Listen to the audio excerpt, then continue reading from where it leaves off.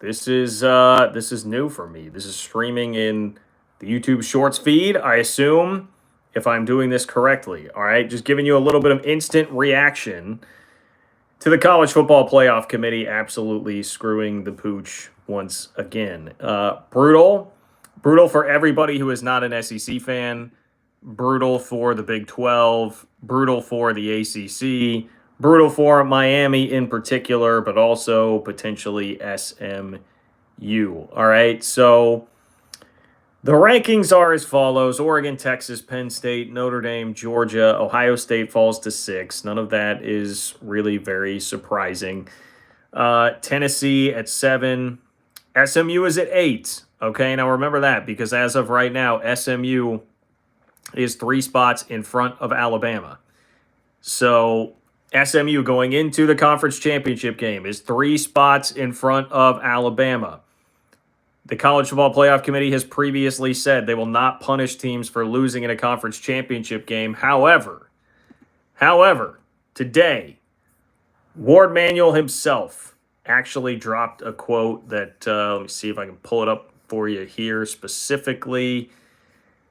Ward Manuel was asked about this, and he said, yes, it is possible that Alabama could jump SMU after the title game. Potentially, yes. That was it. So Ward Manuel on whether SMU could drop below Alabama with a loss on Saturday.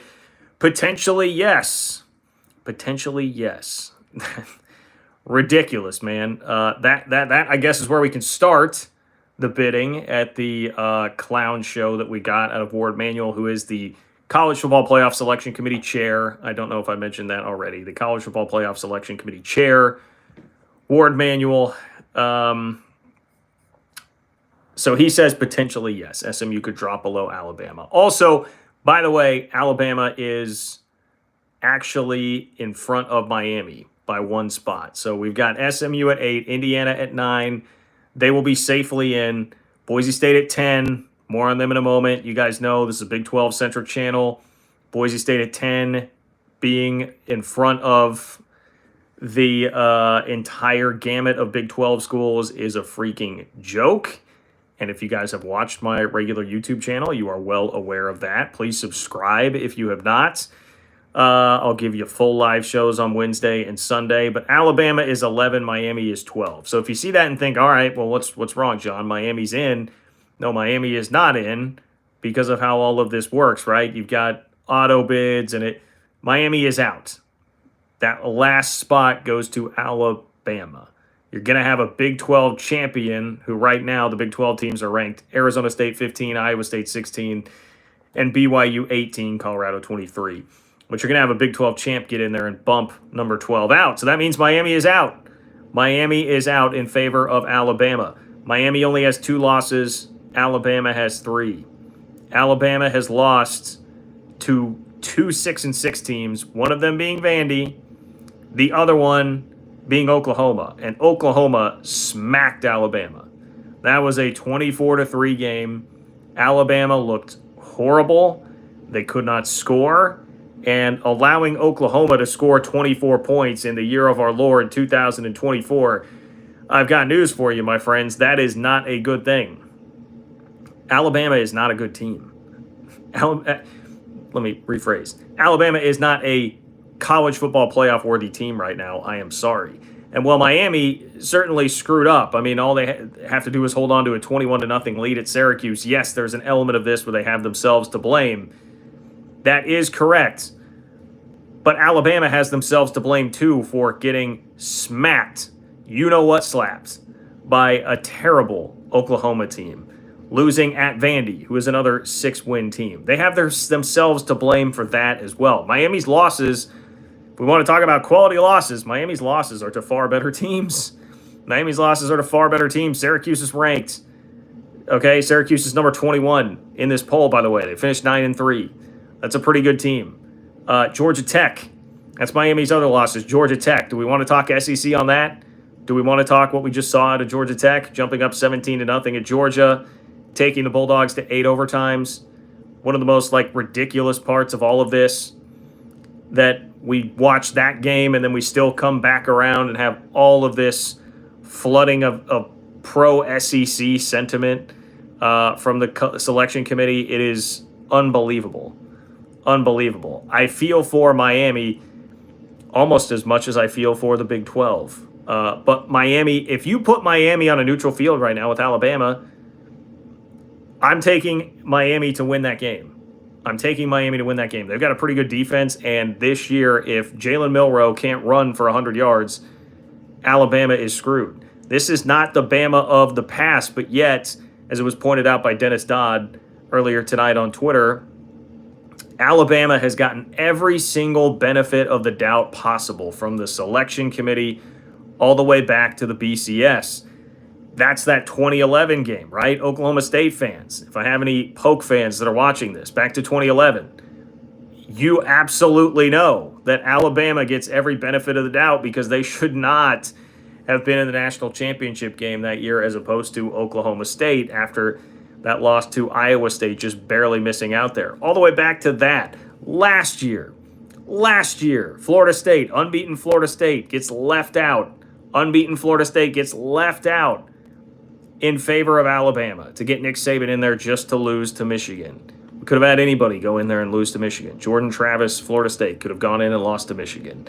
We had to watch Alabama do it, and now we're going to have to choke down, vomit to watch Alabama in the college football playoff once again this year. I would tell you they would lose to South Carolina for sure, maybe Ole Miss. That could be a pretty good game. I'm not going to cry over Ole Miss in that 3 SEC team debate because you lose to Kentucky, as bad as they are. I have a hard time feeling too bad for you. But golly, South Carolina is playing much better football right now than Alabama. I can tell you that much. And arguably should have won that game earlier this year when they weren't even quite hitting on all cylinders like they are right now. South Carolina also got just completely screwed by the officials in the LSU game earlier this year, or else they would actually be in the playoff pretty firmly right now. But it's a joke, man. I mean, we know the committee already just kind of makes this up as they go. And it would be one thing if they were making this up as they go on the fly, choosing different rationale points each single week to justify some new team up there if it was a little bit more equitable. But instead, all it is propping up the SEC generally, and specifically Alabama. Like, we're just finding ways to get Alabama in the playoff. I'm not like a Kalen DeBoer hater, but I've got news for you guys. Like, this is not Nick Saban. This is not Nick Saban Alabama. You don't have to do this anymore. It's a 12-team playoff, not a 4-team playoff. And this is not Nick Saban. We don't have to put this Bama in. I'm realizing this right now. I see you guys making fun of my head. It is pretty big here because I don't really have I was doing this on the fly. I don't really have a tripod, but I do have this little stand, okay? Does that help? There we go. We'll see if that helps a little bit. I should have just done that from the start. This is kind of nice. All right. So, yes, it's BS what the committee has done here with Alabama. Ward Manuel is eroding trust, the College Football Playoff Selection Committee chair. He is eroding a lot of trust with the way he has answered these questions. Here, by the way, was his justification. The justification for Alabama over Miami might be the most ridiculous part of all of this. College Football Playoff chair Ward Manuel on ESPN on why Alabama had the edge over Miami. Quote, what it really came down to is Alabama is 3-1 against current top 25 teams. Miami is 0-1. Okay, that is the dumbest of metrics. The dumbest of metrics. First of all, if we're going to do this based on the top 25, this is, I heard Drake Toll from Locked On Big 12, who you should subscribe to as well. I heard him make this point. It's basically just like insider trading. Like, you control the top 25, so you can manipulate this. They've been propping up Missouri for weeks to help out Alabama, even when Missouri wasn't playing very good football.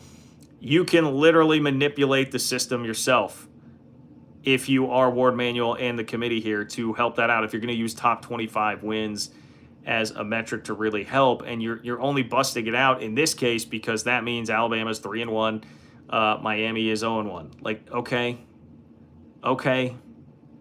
that helps you in this instance, but Miami also beat teams that were like 26 and 28, I believe, in the AP poll, just right there, and did not lose to two awful, mediocre to awful 6-6 teams. Did not get whacked by one of those. All right, so that is a part of it. But another thing that was mentioned, I was trying to bring up the specific quote here, was just that they struggled at the end. So yeah, what put Bama over the top of Miami is that Miami went 1-2 in their last 3 games. That was used as some rationale. Well, Miami lost 2 games by an average of 4.5 points to a ranked Syracuse team and a Georgia Tech team that, again, just took Georgia to 8 overtimes. Meanwhile, Bama went 2-1, but they, kind of farted their way past Auburn, turning it over all over the place. They got destroyed by Oklahoma, and then they beat Mercer because they have that FCS game there at the end of the year that everybody gets annoyed about in the SEC anyway. So pretty stupid, man. Pretty stupid stuff that the committee is doing this to prop up Alabama. Jim Phillips, I promise I'm going to get to the Big 12 soon here, my Big 12 peeps. Jim Phillips released a statement. I actually respect this a lot. He is the commissioner of the ACC. Jim Phillips said, we're certainly pleased SMU moved up the rankings. With that, we're incredibly shocked and disappointed that Miami dropped 6 spots to number 12. Miami has more wins and fewer losses than the team directly ahead of them after a dominant victory over an SEC team, Florida, whose late season surge includes a win over number 13 Ole Miss. Moreover, with 2 losses by a combined 9 points to a ranked Syracuse team and a Georgia Tech team that took number 5 Georgia to 8 overtimes, Miami absolutely deserves better from the committee. As we look ahead to the final rankings, we hope the committee will reconsider and put a deserving Miami in the field. We will continue to look forward to this weekend when Clemson and SMU have an opportunity to earn an ACC championship and represent the conference in the college football playoff. So what this means is if you have SMU win, Bama is going to be in the playoff. If you have Clemson win, that last spot will come down to SMU and Alabama. And committee chair Ward Manuel, as I mentioned earlier, already said possibly yes, that SMU could fall behind Bama, even though they had already said they were not going to punish teams for playing in a conference championship game. And that, in large part, if we're talking about just protecting everybody's money, like that's protecting the sanctity and value of conference championship games. Why play them if there's going to be a significant risk that you hurt your playoff status by going and playing that game? Of course, that is only going to apply to the SEC and the Big Ten. Like, I'm sure we all kind of knew this in the back of our heads, but we're seeing it all just play out. I mean, they're saying the quiet part out loud, basically, with all of this right now. No hiding it anymore at all. No hiding it. We are going to just do what we want to help the SEC and the Big Ten, but particularly in this case, the SEC. Based on what happens in the championship game, the rest of you guys can go to hell. That's really what it is. John Teal, I see you in here. Let me get a couple. John Teal with some super chats. John Teal says Bama needs to have its stomach pumped for all the swallowing it's done to get treated like this. Bet they're on the Diddy tapes. Okay, that's funny, John Teal. The Diddy tapes part of that's pretty funny. Bama was just forced to give Hawk Tour to Oklahoma. Boy, Oklahoma did something to him, man. Oklahoma did something to him. Jalen Milroe looked awful. Bama is kind of a one-trick pony. If you can stop Milroe, you are going to beat them, and perhaps beat them soundly if you are any team in this college football playoff field that is going to make it. But can we talk about BYU? Can we talk about BYU here? I kind of wish that we would get a Brett Yormark statement a la what Jim Phillips just did for the ACC that I read you, because, man, I mean, this was telegraphed. I could see it coming a mile away. You knew that BYU would be nowhere close to Miami, Bama, any of these teams. when BYU has a better, we'll compare them with the ACC. This was the comp that I made last night. All right. And by the way, if you're here and you're not subscribed to the channel, please do subscribe. You're going to get content like this multiple times per week and then clipped out versions of it. We're talking college football from a non-Power 2 perspective all the time here on this channel. BYU has a better strength of schedule than Miami. They have a better strength of schedule than SMU. They have a better win than either of those teams. And ironically, that win came against SMU themselves, and that was at SMU.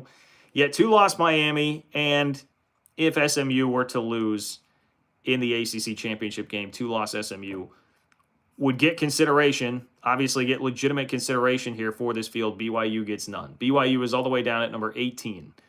They are the third-ranked team in the Big 12 behind Arizona State and Iowa State at 15 and 16. They're at 18. They've got a better strength of schedule than Arizona State or Iowa State and Miami, and yet with a better win and the same record, they're getting 0 consideration. I'm not necessarily saying BYU should be in the field, but BYU should be on the graphic right now of debate. BYU should be on the graphic of the debate, and yet they are not, which is crazy to me, man. Crazy to me. I see Jackson talking about Boise State.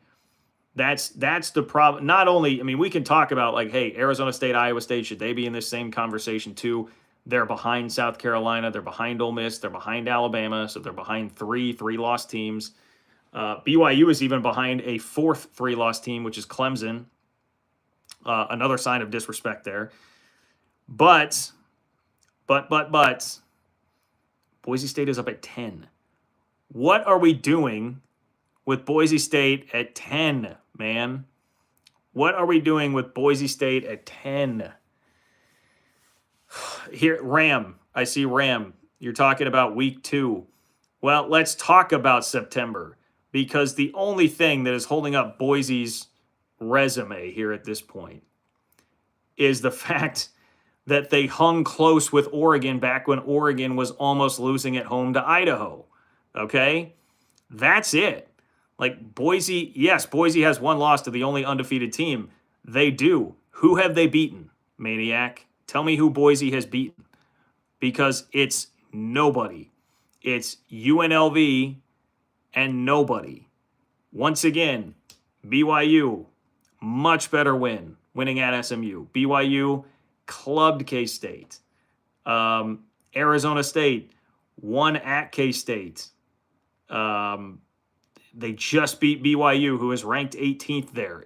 Much better wins, and it's not just that Boise lacks quality wins like those Big 12 schools do and has worse strength of schedule, but on a week-to-week basis.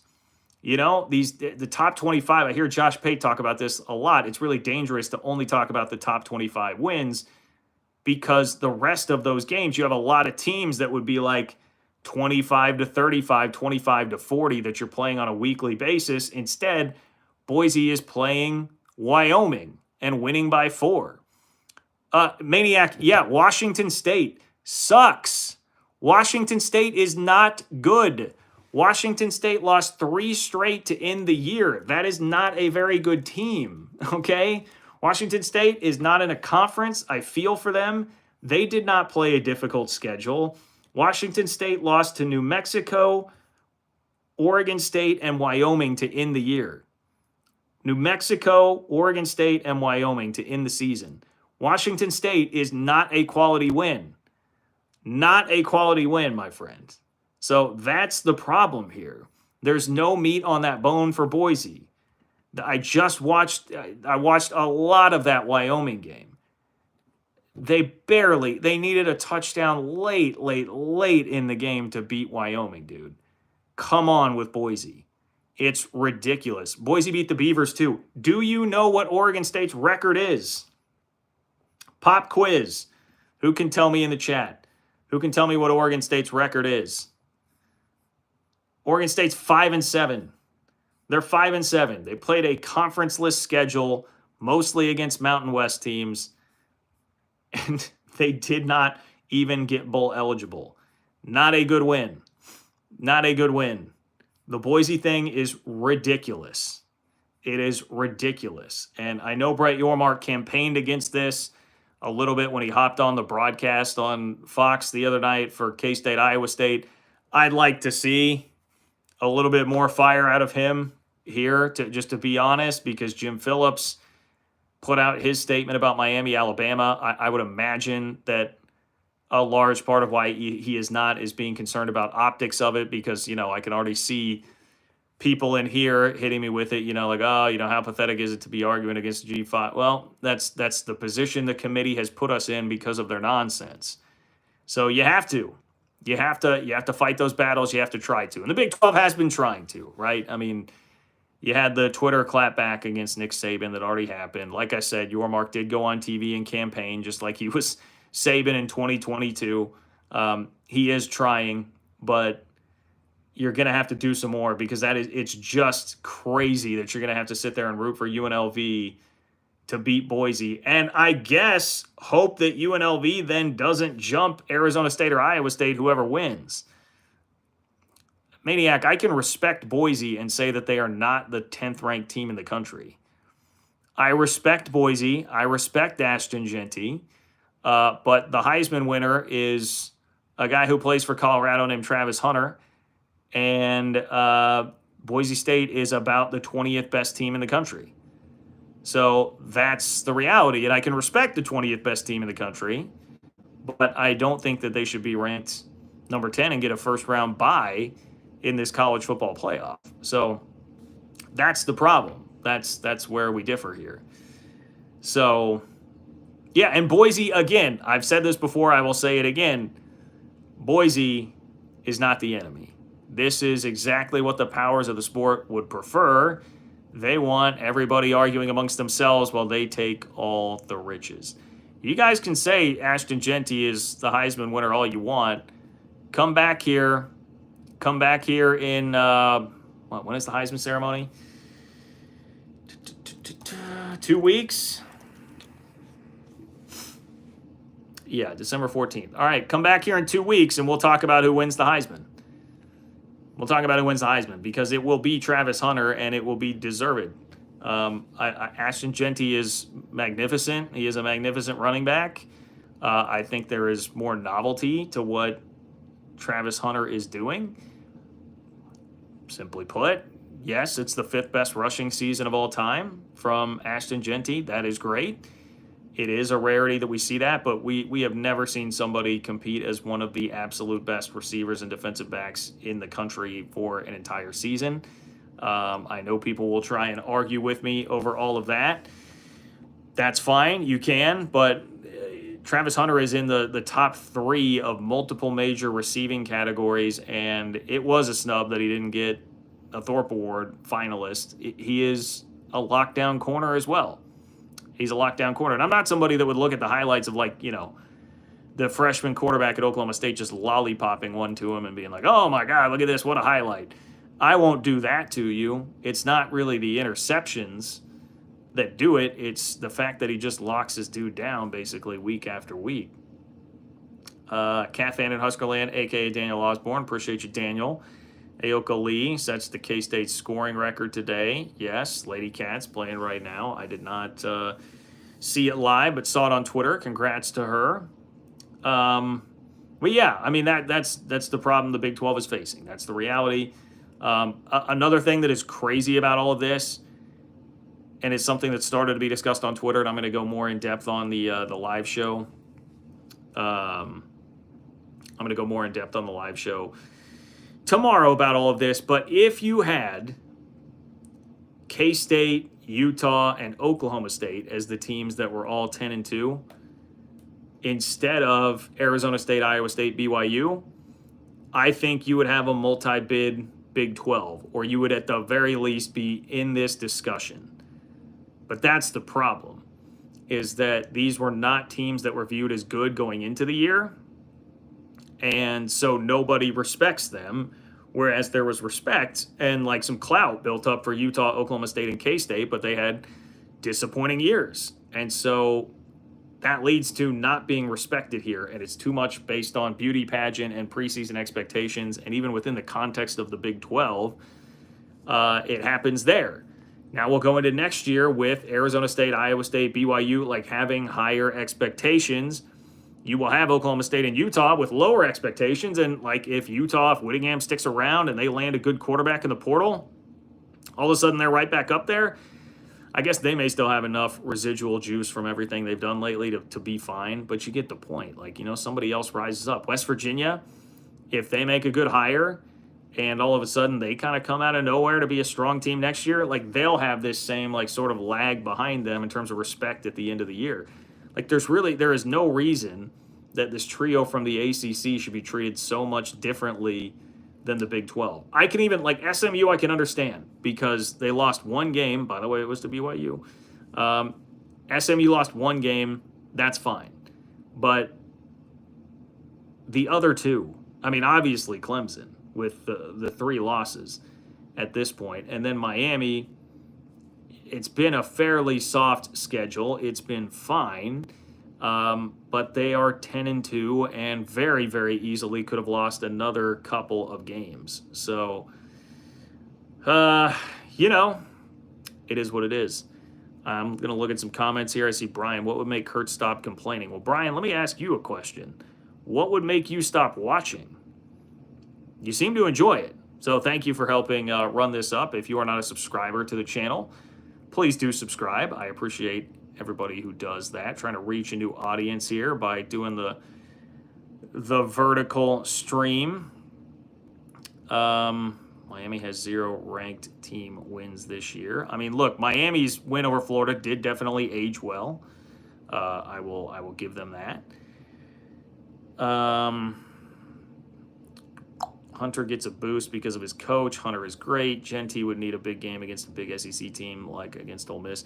Look, I won't lie to you that, of course, a factor in all of this is that there's been more media attention on Travis Hunter. That is kind of a requirement to win the Heisman in a lot of ways. Like, it really helps to have the media hype machine behind you. I wouldn't deny that for a second. But you also can't deny the novelty of what Travis Hunter has done. And that is, like, I think people really want, you guys are accusing me of bias being a Big 12 fan and wanting Travis Hunter to win.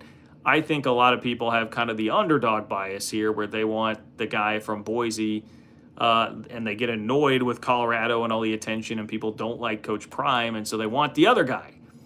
And so they'll excuse away a lot of the novelty that we have seen from Travis Hunter as not that big a deal and make a running back going crazy being a more novel thing and argue, I think, in bad faith on the other side. So we have lots of flawed messengers here, I think, in the Genty versus Travis Hunter discussion.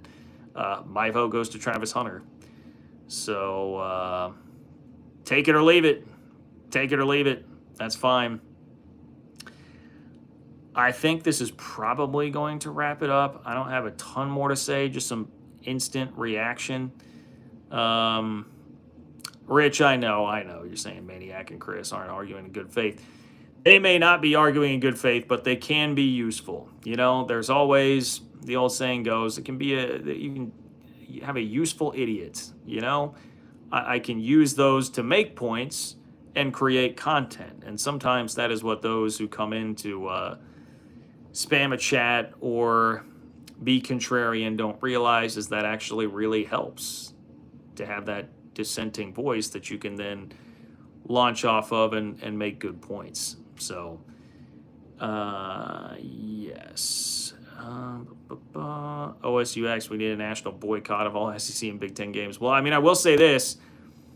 The way that all of this is happening and going down, I think a lot of people are getting pretty disenchanted. With everything that's happening, and we continue to push more and more toward this breakaway between the Big Ten and the SEC, right? Like, it feels like the SEC seemingly they're going to get some level of preferential treatment, but even then, it seems like they're not crazy happy. the seeding and how all this is going to break down. I know a lot of people have made that point, and how, the seeding is ridiculous, and you're going to wind up with two of the three Big 12 champ, ACC champ, and Boise are all going to be ranked ahead of teams like Ohio State, Alabama. So there will be grumbling and complaining about that. But this is the type of thing that's going to erode people like Cyclone Steve, who says he is canceling his ESPN sub. Like, you're going to have people doing stuff like that slowly but surely, the more this happens. And then we will get inevitably changes here in a couple of years from the SEC and Big Ten to tilt it even more toward them and make them an even more powerful entity. So we are headed down that road. I don't know how soon we're going to get there to a full breakaway or whatever happens, but we're getting closer there. Oh boy, Orange Crush, my friend. What is the issue with the playoff committee? Oh, please just go throw that out on Twitter, and I'm sure about 9,000 people can hit you up with all the reasons that nobody likes the playoff committee right now, except everybody in Tuscaloosa, Alabama. And man, who else likes the playoff committee right now? I guess Indiana fans, Tennessee fans, certainly Georgia fans, certainly Texas fans, Penn State, Notre Dame. Outside of those locales, you've got about everybody that's upset. Well, definitely upset about Bama getting in. Being a Big 12-centric guy, I am more upset about Boise still being 5 spots ahead of Arizona State. Arizona State only moving up 1. Boise being ahead of the entire Big 12 crew is an abomination. BYU not being in contention despite having an objectively better resume than Miami and getting absolutely no contention and being 18 behind 4 3-loss teams. Yeah, there's a lot. There's a lot to gripe about. But if you're new here, if you discovered this through shorts, through this vertical feed, please do subscribe to the channel. I do full-on live shows Wednesdays and Sundays. You get a lot of content that way. I have a Big 12 newsletter. It's called Open for Business. You can subscribe at ofbnews.com. That's ofbnews.com. And I appreciate all of you for being here. Thank you for bearing with me while I got the stand figured out. First time for everything. I will try to do this more for some little short live reactions. I think this will be a good thing and a good idea. So anyway, appreciate all of you guys. Take care, and I will talk to you